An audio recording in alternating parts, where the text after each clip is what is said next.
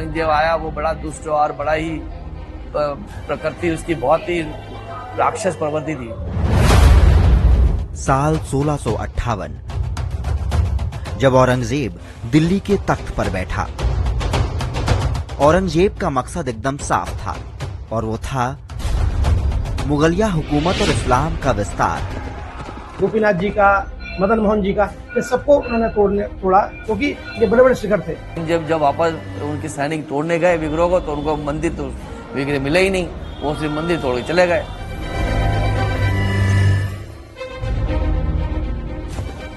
औरंगजेब का पहला निशाना बना मथुरा वृंदावन, क्योंकि ये इलाका दिल्ली और आगरा के सबसे पास था और मुगल काल में भी यहाँ पर सनातन की धर्मध्वजा पूरे शान से फहरा रही थी।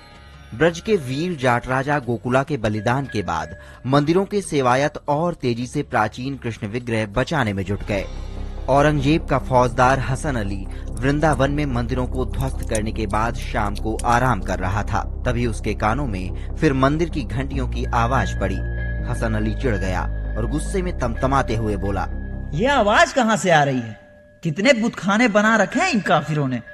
सुबह होते ही इस बुतखाने को भी नेस्त नाबूद कर दो। सिपाही ने जवाब दिया, ऐसा ही होगा हुजूर। मुगल फौजदार के आदेश की खबर राधा दामोदर मंदिर भी पहुंच गई तो मंदिर के मुख्य सेवायत नवल गोस्वामी पर कृष्ण विग्रह को बचाने की जिम्मेदारी आ गई। नवल गोस्वामी ने पूरी योजना बनाई और अपने सहयोगी सेवायतों को समझाते हुए कहा, कितने भी मले छा जाएं, लेकिन कृष्ण भक्तों के रहते ठाकुर जी को कोई छू भी नहीं सकता। मंदिर का क्या, जहाँ ठाकुर जी विराजेंगे वही मंदिर हो जाएगा। रात के तीसरे पहर में कुछ घुड़सवार राधा दामोदर मंदिर के पास पहुंचे। नवल गोस्वामी जी ने घोड़ा गाड़ी में संदूक रखा और बाकी सेवायतों के साथ निकल पड़े। कठिन रास्ते में राधा दामोदर जी का काफिला चलने लगा। जंगल, खेत खलिहान, गांव निकलने लगे। सबसे ज्यादा मुश्किल हर 6-7 गांव के बाद पड़ने वाली मुगल चौकियों से बचने में हुई। इससे बचने के लिए नवल गोस्वामी जी ने दिन में आराम और रात में सफर का रास्ता चुना। गुरु जी की जब रथियां वहां से चली थी तो उन्होंने सुरक्षा के लिए रात को वो चलते थे, दिन में विश्राम करते थे। इसलिए औरंगजेब को तो भनक तक नहीं पड़ी, मुगलों को पता ही नहीं चला कि विग्रह यहाँ से वृंदावन से जयपुर चले गए। कई दिनों की कठिन यात्रा के बाद राधा दामोदर जी राधा कुंड पहुँचे। यहाँ पर दामोदर जी को विराजमान किया गया। आसपास के लोग जुट गए। ग्वाले दूध और मिठाइयाँ ले आते तो किसान चावल, दाल और आटे का प्रबंध करते। इस तरह ठाकुर जी के भोग की व्यवस्था होती रही।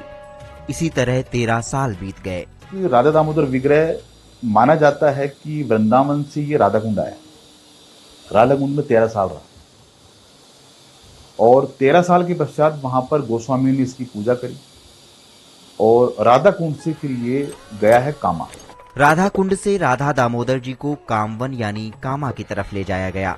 कामवन का कण कण पहले ही कृष्णमय था। राधा दामोदर के पहुंचने की खबर पहुंची तो माहौल उत्सव जैसा हो गया। जाट सरदार जवाहर खुद दर्शन के लिए पहुंच गए। इधर वृंदावन के मंदिरों में विग्रह न मिलने की खबर और पूरा वीडियो देखने के लिए डाउनलोड करें दैनिक भास्कर ऐप।